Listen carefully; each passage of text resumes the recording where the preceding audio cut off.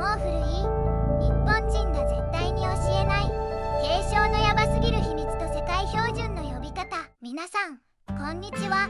このチャンネルを担当している言葉の文化、つまり言語学を研究している助手のずんだもんです。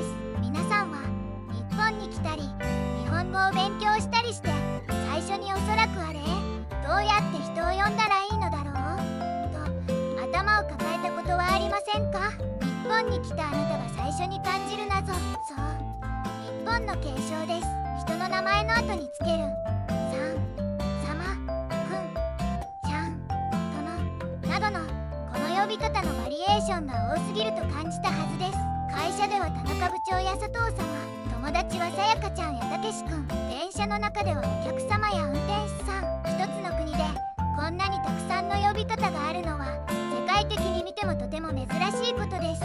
しかしこの日本の継承をマスターすることこそ日本語の文法や単語を覚えることよりも日本人と本当の信頼関係を築くために最も大切なスキルなのです。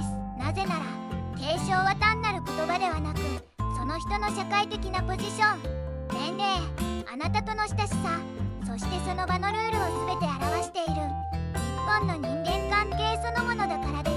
今日のレッスンではこの日本の継承の深い世界を歴史、文化、そして世界の呼び方と比較しながら約14分間かけて徹底的に探検していきます。第1章、基本の継承。さん、さま、殿の真の役割。まず皆さんが最も使うさんから深く見ていきましょう。さんは皆さんも知っている通り性別や年齢に関係なく幅広く使える最も安全な継承です。しかし実はその使い方には日本文化の奥深さが隠れています。3の秘密。1、よそよそしさのサイン。3は安全だと言いましたが、家族やとても親しい親友に使うとかえって他人行儀な、つまりあなたは私にとってまだあまり親しくない人だというメッセージになってしまい相手を不快にさせる可能性があります。3の秘密。2、職場での便利な使い方。ビジネスの世界では上司の役職名を呼ぶのが基本ですが、同僚や部下に対しては3を使います。この時3は私たちは対等に協力し合う仲間ですというサインになります。例、新入社員の佐藤さん、資料をありがとう。次に様です。3よりも強い敬意を示す言葉ですが、この様には絶対的なルールがあります。ルール、自分より上だと考える相手にしか使いません。取引先の担当者に向けてお客様へと使い、公的な書類では宛名などで使います。間違いやすい応用。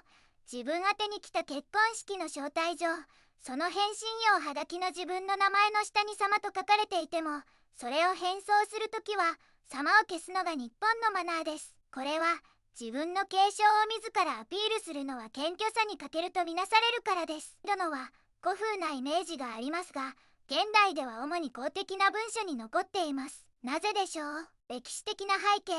殿はもともと武士の時代に家来や目下の者に権威を持って命令するときに使われていました。つまり殿には上から下へのニュアンスが強く含まれているのです。でも日本の時代劇を知っている人は少し違和感を覚えるのではないでしょうか。家臣が殿と呼び止める、これだけ聞くと下から上への呼びかけですよね。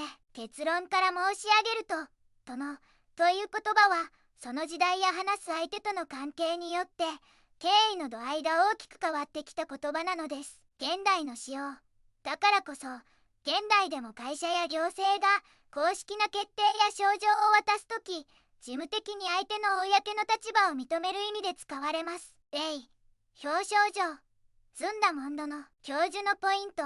個人的な手紙や会話では殿より3を使う方が一般に適切でしょう。ただし仕事のメールで相手の役職に殿をつけることは普通です。例えばずんだ文部長殿、とてもややこしいですね。でも一般に丁寧さを無難に表すには様を使えば間違いはないでしょう。第2章、継承は心の距離を示す。くんとちゃんの真相。くんは主に男の子や自分より年下の男性に使われます。この君の役割は2つあります。役割1、親愛の情。先生が生徒を呼ぶときや先輩が後輩を呼ぶときなど、目上の人が目下の人に愛情や親しみを込めて使います。役割2、対等な立場。これが衝撃の事実です。実は国会では大人の男女の議員が近年およそ2020年代初頭までは男女の別なく何々君と呼ばれていました。これは彼らが所属政党や立場は違っても日本の国会議員として対等な仲間であることを示す戦前の帝国議会以来の伝統の民主主義的な継承なのです。国会での会話例、議長が議員を指名するとき、平成海援隊と何々君と呼びます。しかし現在、例えば令和7年の予算委員会の場面では委員長が性別や立場に応じてさんや君を使い分けている事例が見られます。ちゃんは主に女の子や小さい子供、そしてペットに使われます。これは可愛い、守ってあげたいという気持ち、つまり愛着を表します。大人へのちゃんの危険性。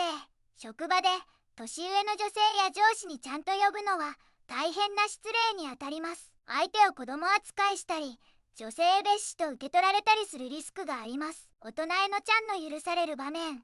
親しい友人同士、特に女性同士や幼なじみの間では大人になっても何々ちゃんと呼び合うのは普通です。これは私たちは特別な仲間だという強い親しみのサインなのです。友人との会話例。ねえ、さやかちゃん、週末は何する？7、応用編。物や会社に敬称をつける擬人化。日本では人間ではないものにも敬称をつけることがあります。これを擬人化と言います。お店や会社。あそこのパン屋さんは美味しい。銀行さんに用事がある。理由。丁寧さと親しみを同時に示すことで気持ちの良い関係を作ろうとしています。動物、〇〇ちゃん。うちの猫ちゃん。近所のワンちゃん。理由。愛情と可愛らしさを表します。特別なもの、お日様、お月様。理由。自然への畏敬の気持ちです。このように敬称は人間関係だけでなく人間と物、自然との関係を表現するための重要な言葉なのです。第3章、世界の呼び方との比較。日本の敬称の衝撃。ここで英語圏の敬称と比較することで日本のさんが持つ世界的にも珍しく新しい可能性を見てみましょう。衝撃の事実1、女性への配慮。英語の敬称は女性に対して結婚しているかどうかで呼び方が変わります。これは個人のプライベートな情報を公の場で呼び方に反映させるという文化です。例えば未婚の女性にはミスマリサ、結婚後はミシーズマリサ。でも男性にはそのような区別がなく女性もそうすべきだという考えがありますので、特に公の場では未婚、既婚にかかわらず水と呼ぶことがあります。それに対して日本のさんはどうでしょう？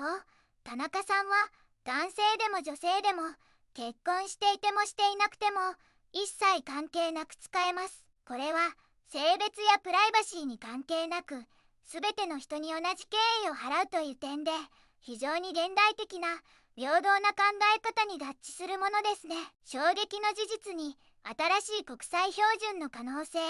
近年世界的にジェンダーニュートラルな言葉が求められています。その中で英語圏、特に英国で性別を特定しない継承としてミクスなどが生まれていますが、まだ広くは使われていません。しかし日本のさんはアニメやインターネットを通じて性別年齢地位を問わないシンプルな継承としてすでに世界の一部で浸透し始めています。これは日本の言葉が未来のグローバルなコミュニケーションのヒントを与えているということなのです。アジア圏の国々にも日本と似た敬意の文化があります。韓国、シアニムが使われますが、特に役職名で呼ぶことが非常に多いです。キム・ギョンス部長、イテウ教授のようにその人の社会的な役割を重視します。これは日本と非常によく似ています。中国、シェンションは男性全般に対する敬称として使われることが多く、日本の先生の意味と少し違います。また、総経理のように役職名をそのまま継承として使う文化も共通しています。文化の共通点。東アジアの国々では欧米の個人主義の文化よりも集団の中での立場や年長者への敬意を重視する集団主義の文化が強いため、呼び方に役職や年齢が強く反映されるのです。これは儒教の教えなど深い歴史的な背景があります。第4章、継承マスターへの応用と禁断のルール。ビジネスの場面で最高の敬意を示したいときには役職名プラス様を使います。使用例、社外のとても偉い人や取引先のお客様宛てのメールなど。例、〇〇会社御中佐藤社長様。理由、社長という役職だけでも十分丁寧ですが、様をつけることであなたは私たちにとって特別な最重要のお客様ですという最大級の敬意を表せます。これは二重敬語のように見えますが、ビジネスの特定の場面では許容されている特別な使い方です。日本では